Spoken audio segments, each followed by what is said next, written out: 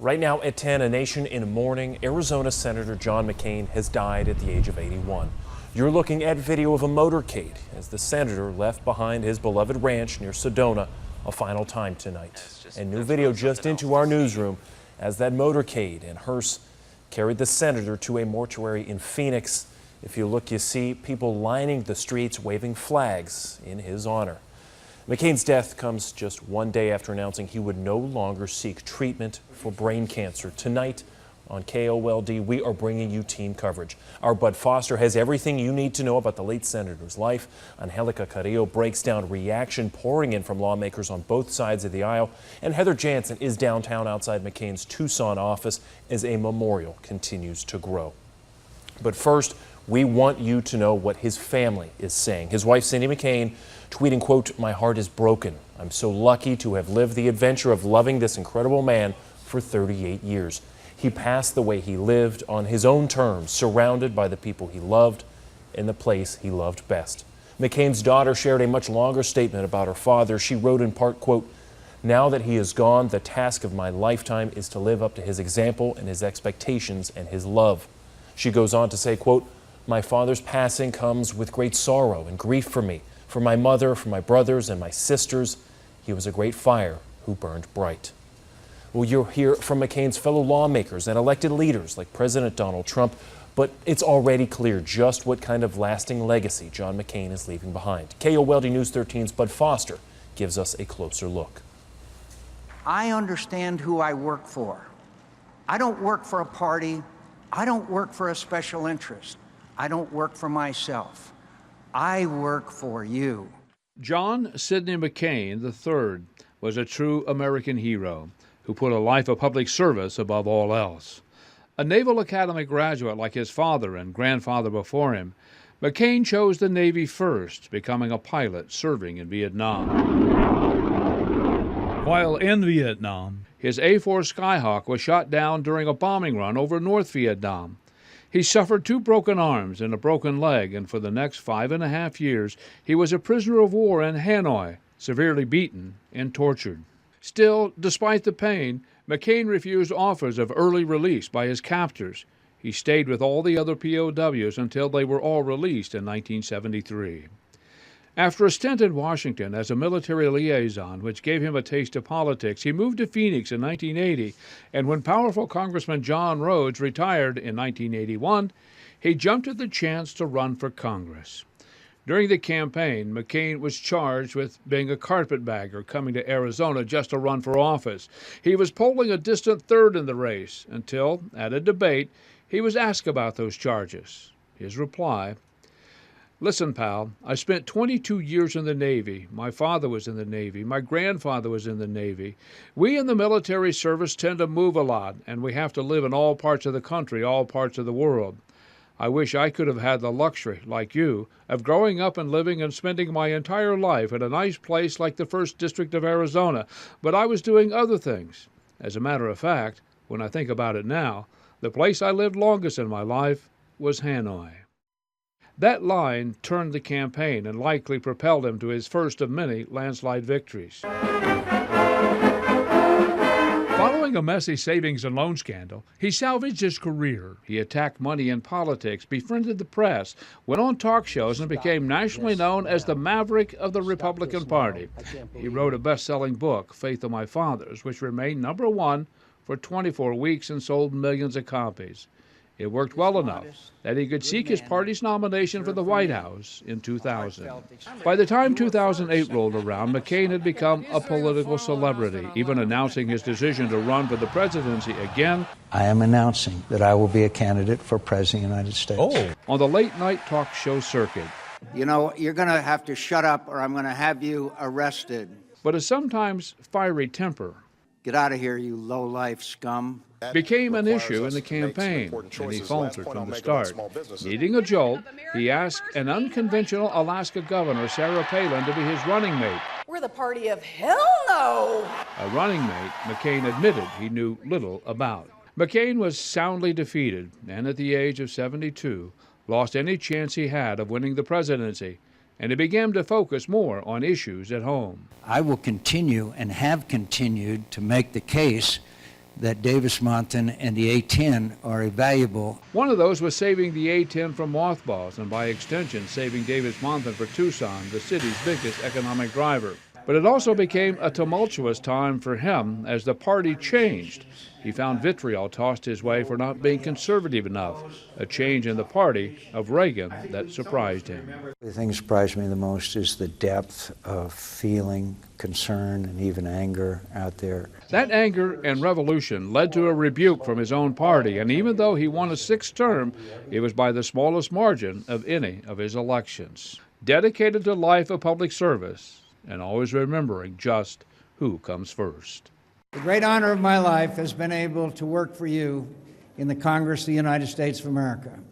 I can never express to you adequately the gratitude that I feel to so many of you who have done so much for me personally and for the state of Arizona and for our Republican Party. Listen, pal, that is so vintage McCain. Now, with Senator McCain, one of the things that we could always count on throughout his political career, on Thanksgiving or on Christmas, was a story about the senator visiting the troops in Iraq or Afghanistan or maybe some remote outpost. He never forgot the troops. He never forgot his calling, public service. He spent his entire adult life in public service, serving the country he loved, and that will undoubtedly be his legacy. Simply, he served his country. Craig? Well, Bud, you've interviewed Senator McCain more than most over the years. What was your favorite aspect about just being able to sit down with him? Well, I think the fact that he would talk to you and nobody else, especially as reporters, sometimes there's a whole group of us around talking to or asking questions and everybody trying to get the question in.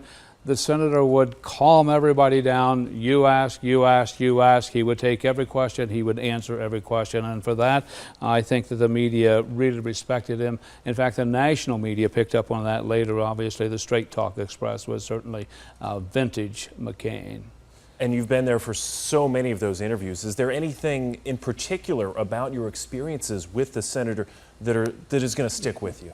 Well, I think one of the interesting things about him is that he gets, we talk about his temper, and he did have a temper. I don't think there's any doubt about that. But I think one of the things we forget about is his sense of humor. He did have a sense of humor, frequently self-deprecating. And if you sat down and chatted with him, he would frequently talk about sports. He would talk about other things. He was a very serious man in general public because certainly he was talking about very serious issues. And I certainly heard tell of some of the jokes that you and he would make once the camera stopped rolling. But that's for another newscast. That is. Thanks, Bud. Mm-hmm.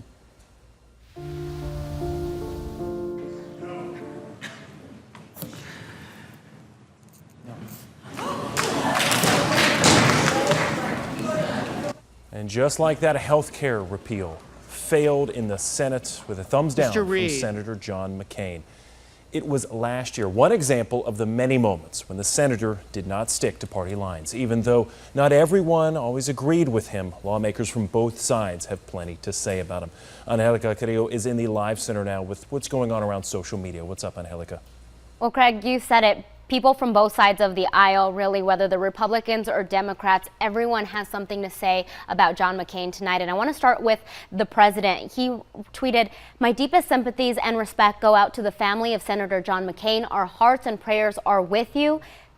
Governor Doug Ducey also tweeting, "A giant, an icon, an American hero. God bless Senator John McCain. He will forever be forgotten." And of course, Republican Senator from Arizona Jeff Flake tweeting, "Words cannot express the sorrow I feel at John McCain's passing. The world has lost a hero and a statesman." And then also we are hearing from Congressman Raul Grijalva, a Democrat, saying, "Today Arizona and the country lost a strong leader and a man of great conviction. Senator McCain was straightforward, passionate, and dedicated to the values of our country. My thoughts are with the McCain family during this difficult time." And I also want to note here that every living president also tweeting their condolences and really paying tribute to the McCain family. I've tweeted a lot of those. You can check those out at my Twitter page. Craig? Thanks, Angelica. It's not just lawmakers or elected leaders. Arizona Senator John McCain's legacy reached all over Arizona, especially right here in Tucson. KOLG News 13's Heather Jansen is outside his office in downtown. Heather, what have you been hearing from McCain's fellow veterans? Well, Craig, we've been learning that John McCain made an incredible impact on so many people here in Tucson through his time as a politician and through his time in the service. Now, we spoke with a few veterans tonight at the American Legion, and they were very clear that McCain was a staple to the country, especially the state of Arizona. They say his greatest quality was that he never backed down.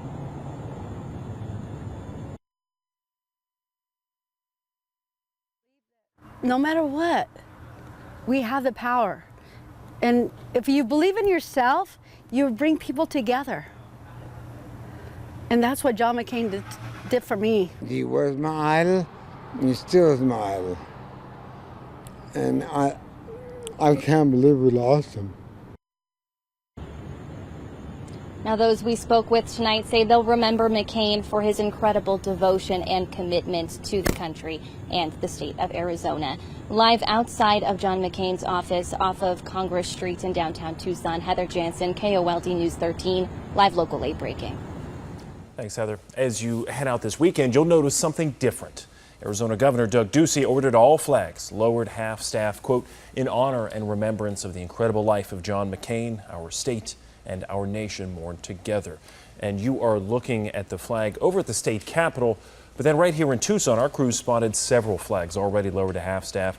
This one at Tucson Mall, and then there was one over at Keno Sports Complex. You can see as the soccer game is going on.